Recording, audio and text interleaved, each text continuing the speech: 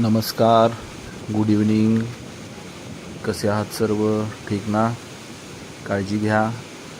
आपल्या सर्वांसाठी good news आहे, म्हणजे 26 जुलै आज संध्याकाळचे 6 वाजायला आलेले आहेत आणि आज दिवसभरात राधानगरीमध्ये पावसाने उसंत घेतलेली आहे. आणि आज दिवसभरामध्ये 2 दरवाजे बंद झालेले आहेत. एक दुपारच्या दरम्यान झाला आणि आज एक संध्याकाळी झालेला आहे. त्यामुळे सध्या आपण जे बघताय ते फक्त 4च दरवाजे सुरू आहेत.